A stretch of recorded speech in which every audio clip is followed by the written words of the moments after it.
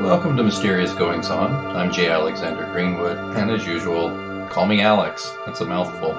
I keep telling you why I have that lengthy pen name. Maybe this would be a good time to do it. All right, I'll tell that story real quick, but stay tuned after the quick story. We're going to talk a little bit about reviews and why indie authors in particular practically beg for them. Did I say practically? Why indie authors beg for them. J. Alexander Greenwood. Okay, just to be clear, my full legal name is Jason Alexander Greenwood. Okay, I went by Jason for the first 18 years of my life. Got to college one day, your first day of college, the professor says, okay, I'm going to read your name. If you go by a different name, just tell me. And it was so weird. He said, Jason Greenwood, and I said, that's Alex. And I had a couple of friends who went to high school with me who knew me as Jason, just looked at me like I was an alien. But I had just decided that I really didn't ever care for the first name, and I think I was also just trying to make a clean break from a lot of things in my life, and so I went by my middle name, and so there you have that. So let's fast forward to me getting out of college and taking my first big job at a newspaper. It was the Tulsa World newspaper. Pretty big paper for Oklahoma. It's probably the second largest paper in Oklahoma. And I was a beat writer, doing obits and stuff like that. But anyway, long story short though, before I even did many obits, I got asked to do a feature story. It was the first story I turned in, and it got a byline on the front page. I'm not kidding, I still have it.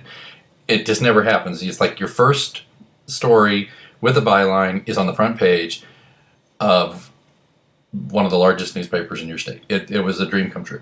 Well, I just remember being really excited when the editor told me, and I remember the editor, his name was Ralph Marler, I believe that was his name. I don't know if he's still around, but he was this crusty old guy who's right out of central casting for a newspaper editor. He looks at me and goes, Greenwood, what's your pen name?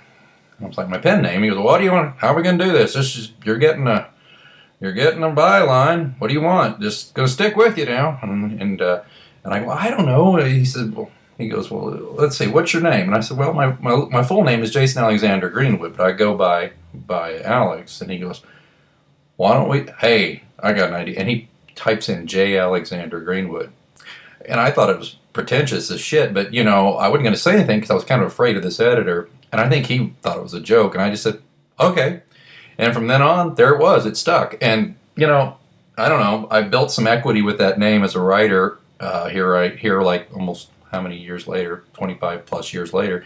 So I just don't know if I'm ever going to really change it. So there's the story. Yeah, that editor, he was something. Didn't stay at that job real long. That town, I had a relationship that ended, and the town was not big enough for the both of us. So I didn't stay at that job long, but it's too bad. It was a great job. I remember the last day I was there, one of the kindly editors pulled me aside and, I don't know, just to kind of twist the knife, said, we really have big plans for you. It's a shame you're leaving. We were thinking you were going to be our next entertainment reporter. And I'm just like, crap. Because back in the day when newspapers mattered, the entertainment columnist and reporter, you got to go on junkets, you got to do things, it would have been a tremendous, tremendous job, and I blew it. Wow, told you more than I thought I would. Okay, let's talk about reviews. If you're listening to this, you're either a writer or a reader, or both. And if you're a writer, you know that it is the excruciating task to try to get readers to write a brief Amazon or Barnes & Noble or iBookstore review. Rather than me free associate here and go through it, I found this great post by Sandra Smith. She's an author on Facebook. I'm giving her credit. It's at authorsmith.com. She wrote it June 13th of 2014. It's called Posting Reviews for Your Indie Authors.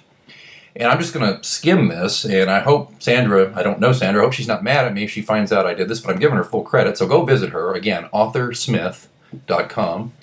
Why reviews are important. When a potential buyer goes to an author's books Amazon page, so if you go to my Amazon page for J. Alexander Greenwood, that's That's where you actually have to call me J. Alexander Greenwood. One of the first things he or she does is look at the star rating and the number next to it, number of reviews. The higher the number, the more likely the trust in taking a chance on a new book he or she hasn't heard much about. So that's called social proof. And then 2, most advertising sites that authors turn to require a certain amount of reviews be posted before they'll even accept the book for advertising. BookBub, which she says is the mother of all book advertisers, is very hard to get a listing on, and I do know that. It's even at over $200 for a listing. They will actually refuse to take your money if they don't see enough reviews already posted. It's kind of like a catch-22. And reviews keep your authors going in times of despair, she writes, which is so true. Then she goes into why do people put off leaving reviews?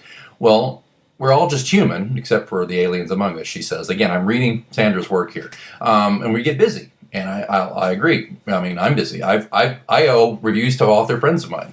There's just always so much to do. But it's important. Or they've never left a review. Maybe you're a reader and you're like, I don't know what to do.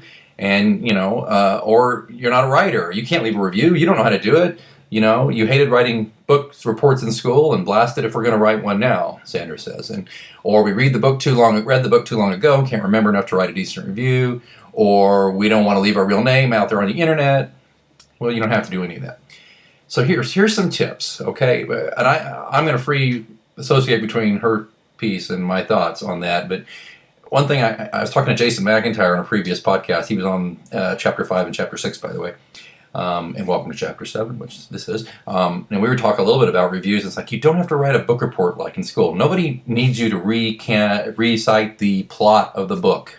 I hate reviews that it's just like, so first John Pilot was running, and then somebody shot at him, and then blah. And they just tell the whole story of the book and leave off the ending. That's not a book review. That's a book report. A book review is, I really like this character. I like this story. I didn't really care for this character. I thought this book was rushed. I thought this. Give your opinion of the book. You can do all that in 2 sentences, maybe 3. Okay, so back to what Sandra wrote.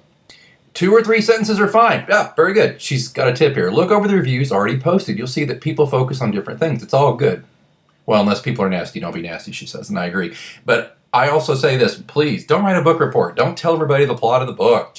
You can do a little of that if you want, but I say just write how it made you feel. Did it entertain you? Did you like it? Did you not? If you really didn't like it, I would say this, if you're going to really dog the book, just don't bother to write a review. But if you can write a 3, 4, or even 5-star review, go for it. Her takeaway is just 2 sentences is fine if that's all you can think of or have time for. Every time the number goes up, it helps the book and the author. That's a great point, Sandra. And then she goes through the actual steps, and I'm going to find some links. I will link to Sandra's post here, and again, I haven't asked her permission, but I hope she'll be all right with that. Hey, maybe, Sandra, if you're listening, be a guest on the show. We'd love to have you. There's actual tips, but it's not hard to do. It'll walk you through it. There's also videos, YouTube video. Just Google how to leave a review on Amazon or a book review on Amazon, and you'll find all kinds of YouTube videos on how to do that. I think I've even written blog posts about it myself, and I'll see if I have, and I'll look that up as well. But I thought Sandra had written some good points here that I happen to agree with. She's the author of the awesome and award-winning middle grade series, Seed Savers. And again, she's at authorsmith.com. And Sandra, I appreciate quoting from your excellent piece on posting reviews. I hope that's all right. Okay, so that's where it is. And if you want to write a review of any of the John Pilot series, I'd be so honored. And I'll be honest, I don't have enough reviews. I think Pilot's Key has over 30. The rest of them are under 30. Ideally, I need 100 reviews of each book. And I know I've had more than 100 purchasers of each book, that's for sure, but I need 100 reviews. So if you're listening to this, I would greatly appreciate it. I know my buddy Jason McIntyre would appreciate it. I know my buddy Eden Bailey would appreciate it. We all would. We spend so much time writing these books, and we get so little financial reward. Sometimes, besides the fact that the more reviews you have, the easier it is to sell more books. It's kind of self-fulfilling prophecy. If nothing else, it keeps us going. Just to know that you appreciated the book, or you gave us some really good insight on ways we can improve our next book.